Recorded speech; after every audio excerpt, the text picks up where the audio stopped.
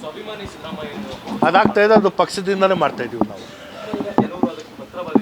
ಯಾವುದು ಪತ್ರ ಇಲ್ಲ, ಯಾವ ಅಪಸ್ವರ ಇಲ್ಲ. ಮಾನ್ಯ ಮುಖ್ಯಮಂತ್ರಿಗಳ ಹೆಸರನ್ನು ಇಲ್ಲಿ ನಮೂದಿಸೋದಲ್ಲ. ಅಹಿಂದ ಸಮಾವೇಶ ಮೈಸೂರು ಭಾಗದಲ್ಲಿ ಆಗಬೇಕು ಅನ್ನೋದು ಏನು ತೀರ್ಮಾನ ಆಗಿತ್ತು, ಅದು ಹಾಸನಲ್ಲಿ 5ನೇ ತಾರೀಕು ಮಾಡುವಂಥದ್ದಕ್ಕೆ ಸಿದ್ಧತೆ ಮಾಡ್ಕೊತಾ ಇದ್ದೀವಿ.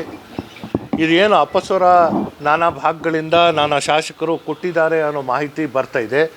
ಅದನ್ನು ಪರಿಗಣಿಸಿ ಮಾನ್ಯ ರಾಜ್ಯ ಕಾಂಗ್ರೆಸ್ ಪಕ್ಷದ ಅಧ್ಯಕ್ಷರಾದಂಥ ಡಿ ಕೆ ಶಿವಕುಮಾರ್ ಅವರು ಈ ಸಮಾವೇಶ ಪಕ್ಷದ ಸಮಾವೇಶವನ್ನಾಗಿ ಮಾರ್ಪಡಿಸಿ ಇದನ್ನು ಪಕ್ಷದಿಂದಲೇ ಮಾಡ್ತಾಯಿದ್ದಾರೆ.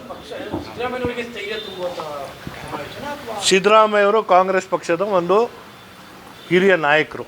ಸಿದ್ದರಾಮಯ್ಯಗರ ಶಕ್ತಿ ಕೊಟ್ಟಾಗ ಅದು ಕಾಂಗ್ರೆಸ್ಗೆ ಸ್ವತಃ ಶಕ್ತಿ ಕೊಟ್ಟಂಗೆ. ಹಾಗಾಗಿ ಈ ಕಾರ್ಯಕ್ರಮ ಕಾಂಗ್ರೆಸ್ದಿಂದಲೇ ಪಕ್ಷದಿಂದಲೇ ಮಾಡ್ತಾಯಿದ್ವಿ. ಆ ವಿಚಾರ ಈಗ ನಮ್ಮ ಮುಂದೆ ಇಲ್ಲ ಅನ್ನೋದು ಭಾಳ ಸ್ಪಷ್ಟವಾಗಿ ತಳ್ಳಿ ಹಾಕಿದ್ದಾರೆ.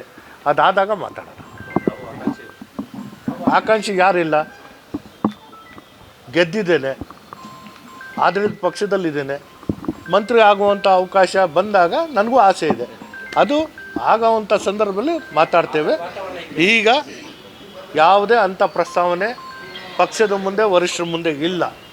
ಇರೋ ಸರ್ಕಾರದಲ್ಲಿ ಯಾವುದೋ ಸ್ಥಾನ ಖಾಲಿ ಇಲ್ಲದೆ ಇರೋದ್ರಿಂದ ಯಥಾವತ್ತಾಗಿ ಸರ್ಕಾರ ನಡೆಯುತ್ತೆ.